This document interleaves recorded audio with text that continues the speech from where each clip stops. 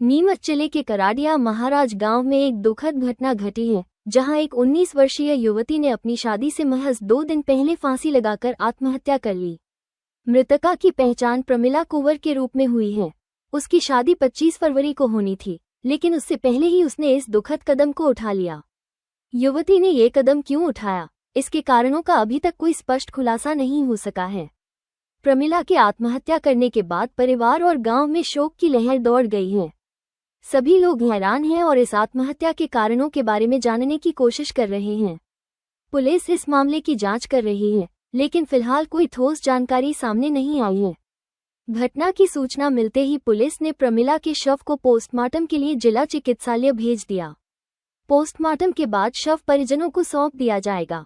Police ने इस घटना की गंभीरता को देखते हुए जांच शुरू कर दी है और हर पहलू पर गौर कर रही है।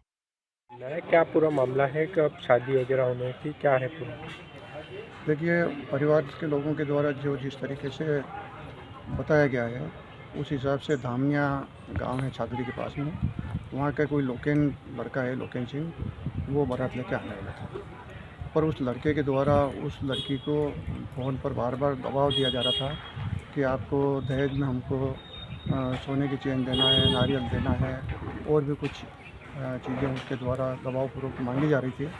बच्ची बहुत सेंटिमेंटल थी और वो अपने दिल पे ले बैठी कि मेरे गरीब माता पिता सब चीज़ें कहाँ से लाएंगे और अब सब समाज में उनकी इज्जत ख़राब हो गई। ये बात सोच करके उस बच्चे ने एक गलत कदम उठा लिया है, जिसका हम सबको बहुत दुख है। और इस तरह का कदम बच्चों को नहीं उठाना चाहिए। कोई भी बात अगर होती है तो परिवारजनों के सामने बेधड़क उनको बोलना चाहिए।